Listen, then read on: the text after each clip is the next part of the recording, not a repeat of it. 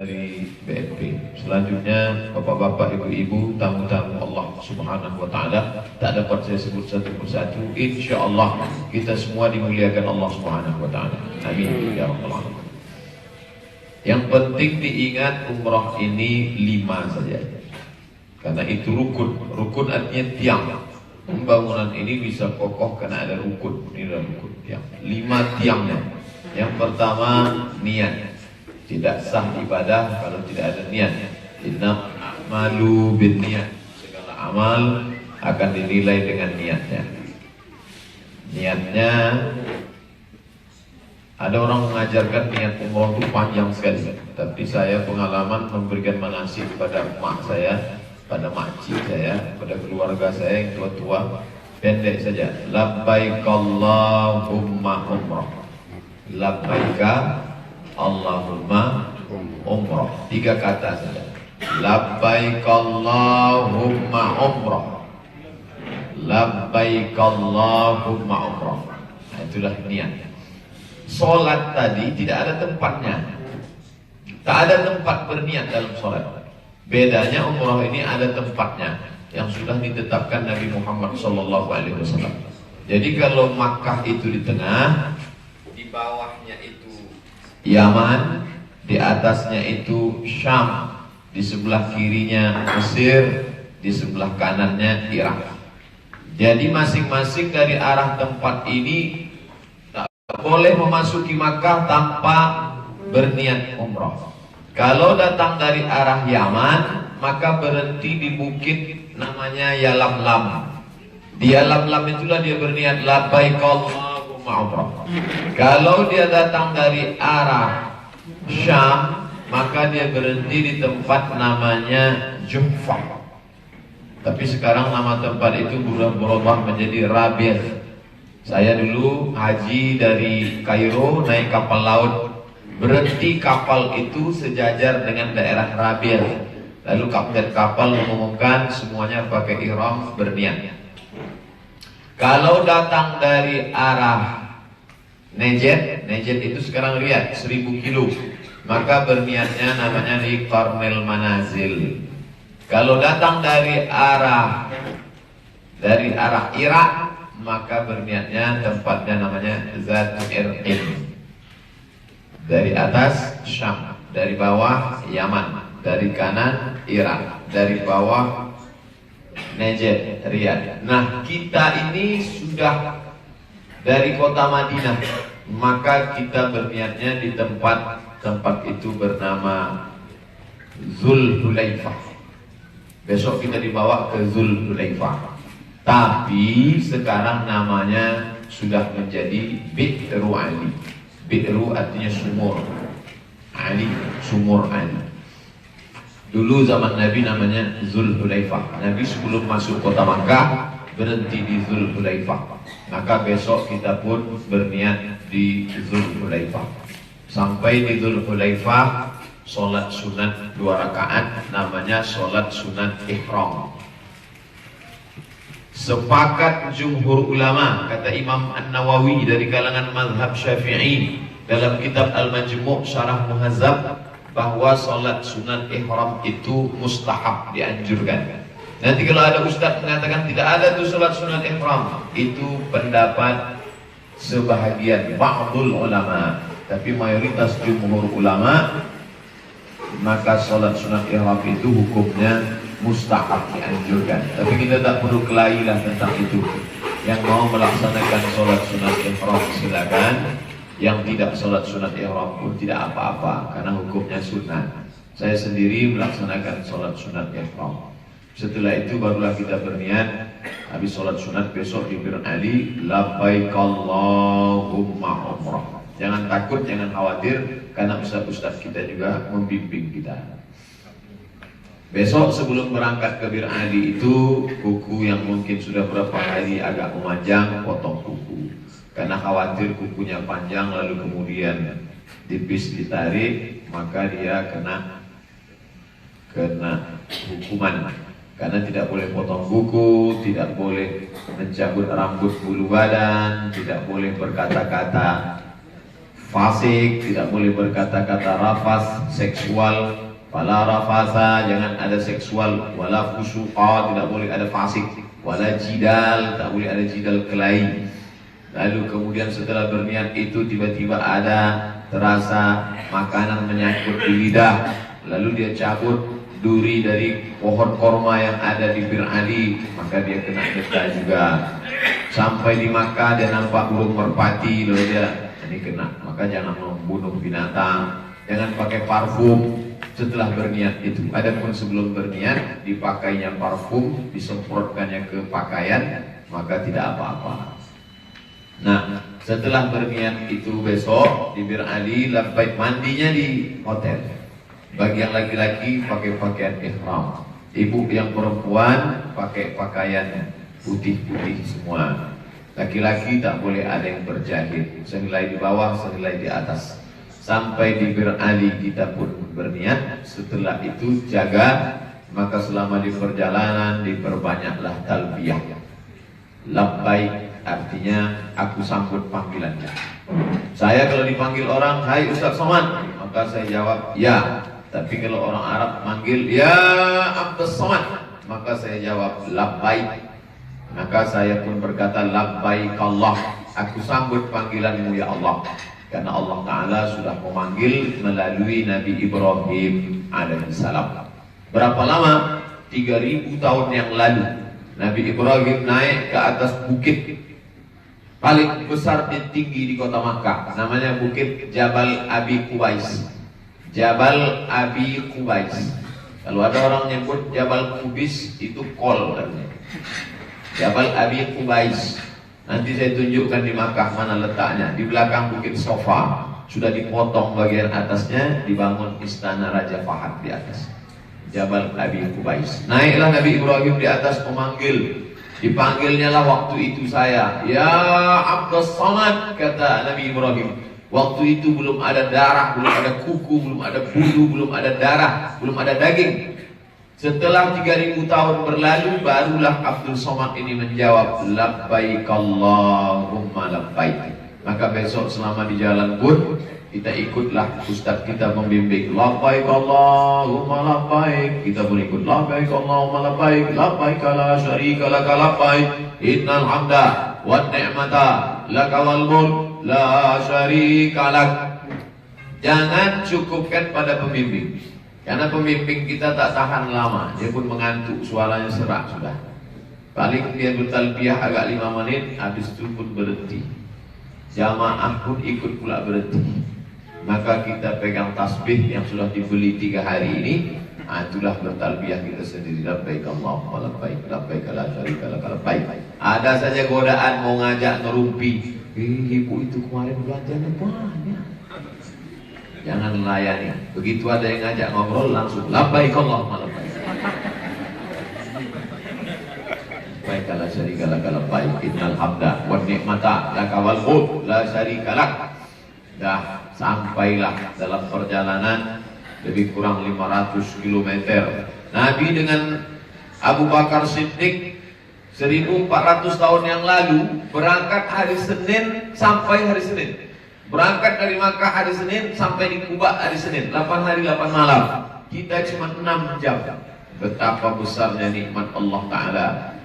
6 jam sampailah kita besok di Makkah Al-Mukarramah. Pembagian kunci, ngumpul di ruang makan, makan, masuk kamar, dapat, habis itu langsunglah kita ke Masjidil Haram. Dibawa masuk ke Masjidil Haram, tetap berombong-rombongan, assalam, lalu kemudian mengucapkan Allahumma antas salam, wa minkas salam, wa ilaika ya'udus salam, wa hayyina rabbana bisalam, Allahumma aftah li abwaba rahmatik. Masuk pertama itu tidak ada sholat sunat tahiyatul masjid, langsunglah menuju Ka'bah, tertegun menengok Ka'bah, lalu kemudian membaca doa melihat Ka'bah yang dibimbing oleh Ustaz pembimbing kita, lalu kemudian menuju rukun pojok Hajar Aswad. Kalau bisa dicium Hajar Aswad, yang tak bisa dicium tangannya saja menyentuh Hajar Aswad, lalu tangan yang bekas menyentuh Hajar Aswad itu tangan itu dicium. Istilah namanya. Kalau tidak bisa maka diangkat saja tangan. Bismillah, Allahu Akbar. Lalu kemudian mulailah berkeliling. Allahumma adkhilni mudkhala sidqin wa akhrijni mukhraja sidqin waj'alni min ladunka sultanan nasira wa qul ja'al haqq wa zahaqal batil innal batila kana zahuqa. Jangan takut, jangan khawatir, karena Ustaz pembimbing kita membimbing. Allahumma imanan bika wa tasdiqan bi kitabika wa wafa'an bi ahdika. Pokoknya ikut saja habis satu putaran. Bismillah, ya Allah, Allahu Akbar. 2 putaran, 3 putaran, 4 putaran. Saya tidak bisa ngikut bacaannya Pak Ustaz. Saya jauh dari pembimbing. Tasbih saja. Subhanallah walhamdulillah wa la ilaha illallah wallahu akbar. Subhanallah walhamdulillah la ilaha illallah. Yang bisa tengok buku, tengok. Lihat. Yang tidak bisa, subhanallah. Sampai ke rukun yamani, berubah doanya. Rabbana atina fid dunya hasanah wa fil akhirati hasanah wa qina adzabannar. Selesai tawaf, mencari maqam Ibrahim. Maqam diambil dari kata qama, tegak. Maqam tempat tegak. Nampak di dalamnya itu tapak kaki Nabi Ibrahim seperti menginjak semen yang belum kering, lunak, mengarah ke depan Ka'bah. Maka sholatlah di belakang maqam Ibrahim. Niatnya sholat sunnah tawaf 2 rakaat. Setelah itu dibawa mundur ke belakang, minum air zam-zam. Allahumma inni as'aluka ilman nafi'an. Aku minta ilmu yang bermanfaat, wa rizqan wasi'an, rezeki yang lapang, wa syifaan min kulli da'in, kesembuhan dari segala macam penyakit, wa saqamin bi rahmatika ya arhamar rahimin. Lalu kemudian langsung menuju Bukit Sofa. Sampai di atas Bukit Sofa, angkat tangan lagi ke arah Ka'bah. Allahu Akbar, Allahu Akbar, Allahu Akbar. La ilaha illallah wahdah, sadaqa wa'dah, wa nasara 'abdah, wa azza jundah, wa azamal ahzaba wahdah. Habis itu berdoa masing-masing. Takbirnya jahar, doanya sir. Doalah apa yang mau didoakan masing-masing. Habis itu turunlah ke bawah. Tak berapa lama turun ke bawah, antara tiang hijau nampak lampu warna hijau, berlari-lari kecil bagi yang mampu. Rabbifir warham wa'fu wa takarram wa tajawaz amma ta'lam innaka ta'lam ma la na'lam innaka antallah al-azz al-akram. Lalu kemudian jalan biasa. Ketika mau naik ke atas, dibimbing lagi, terus pembimbing ada. Inna safa wal marwata min syairillah. Faman hajjal baita aw i'tamara fala junaha alaihi ay yatawafa bihima. Faman tatawwa khairan fa innallaha syakirun alim. Sampai ke atas Bukit Marwah, mengarah lagi ke arah Ka'bah. Allahu Akbar, Allahu Akbar, Allahu Akbar. Habis itu berdoa, selesai itu turun sampai ke Marwah 1. Dari Marwah ke Safa 2. Dari Safa ke Marwah 3. Dari Marwah ke Safa 4. Dari Safa ke Marwah 5. Dari Marwah ke Safa 6. Dari Safa ke Marwah 7. Diawali dari Safa, berakhirlah di Marwah. Sampai di Marwah habis 7, lalu kemudian tahallul. Yang sebelumnya ihram, haram. Mencabut bulu hidung halal, tapi kalau sudah ihram haram. Memotong kuku halal, tapi kalau sudah ihram haram. Ihram, pakaian ihram. Lalu setelah tahallul halal. Muhalliqin, cukur habis. Muqassirin, potong pendek. Saya kemarin muqassirin, potong pendek. Muhalliqin, cukur habis. Tapi ibu-ibu jangan potong pendek. Nanti pulang ke rumah disangka suaminya abdi masuk desa. Bagi perempuan, ujung rambut diratakan. Itu saja. Habis. Niat, tawaf, sa'i, tahallul. Niat, tawaf, sa'i, tahallul. Cuma 4. Yang kelima tartib. Tartib artinya berurutan. Jangan sa'i dulu baru tawaf. Maka selesailah umrah. Insya Allah 2 jam. Tawaf 1 jam. Paling lama itu tawaf 1 jam. Setengah jam kalau di bawah putaran selesai. Habis itu sa'i 1,5 jam. 2 jam selesai. Balik ke hotel. habislah ibadah. Makanya kalau orang tidak merenungkan makna ibadah umroh ini, dia pulang ditanya sama kawannya, gimana kemarin umroh? Nah, apa itu? Lompat-lompat, lari-lari, potong rambut. Padahal di dalam itu ada makna-makna yang luar biasa. Makna yang pertama, menanamkan pentingnya niat. Niat. Selama ini niat puasa sudah, niat sholat sudah, niat haji, niat umroh, ini niatnya luar biasa. Tanamkan niat baik, positive thinking, pikiran baik, maka berniat baik. Bapak-bapak yang selama ini kerja niatnya baik, saya kalau ini sukses nanti rezeki melimpah, saya mau bawa anak-anak cucu saya umroh. Mudah anak cucu kita rezekinya melimpah bisa umroh datang kembali, insyaallah. Maka niat yang baik ini balik dari umroh makin semangat. Jadi kalau ada orang balik umroh lesu, berarti tidak benar umrohnya. Yang pedagang, yang petani makin semangat dia. Setelah melihat Makkah, melihat Madinah, maka saya harus sudah memberangkatkan anak, memberangkatkan istri, memberangkatkan pembantu, memberangkatkan karyawan, imam-imam masjid di lingkungan masing-masing. Ini harus terus semangat. Yang kedua, ketika tawaf berkeliling, apa maknanya? Bahwa ketika tawaf terus berputar. Sebelumnya rombongan sebelum kita datang berputar, giliran kita, habis kita, giliran setelah kita. Tidak pernah berhenti orang berputar. Begitulah hidup ini. Dulu dunia ini diisi nenek moyang kita, habis itu bapak kita, habis bapak kita sekarang kita, habis kita cucu cicit kita. Tak pernah berhenti. Apa yang mau kita bawa setelah putaran selesai? Berpikir, ini nanti putaran ini habis 7 habis. Habisnya aku mau bawa apa? Berpikir bahwa hidup ini akan berakhir, yang kekal abadi adalah sodako, bangun masjid, sekolahkan anak yatim, bantu fakir miskin. La yang fa'umanun, tak ada gunanya harta, wala banun, tak ada gunanya anak. Illa man atallah, kecuali orang yang datang menghadap Allah biqalbin, dengan hati salim, bersih. Illa alladzina amanu, orang yang beriman, wa amilus shalihat, dan beramal saleh. Habis dari situ menuju Safa. Safa suci, murni, bening, jernih. Marwah, keutamaan, kehormatan. Orang tidak akan mendapatkan marwah. Marwah sudah jadi bahasa Melayu. Marwah, kehormatan, kemuliaan. Jagalah marwah. Tidak akan mendapatkan marwah sebelum berangkat dari Safa. Bapak ibu bisa sampai ke tanah suci karena rezekinya halal.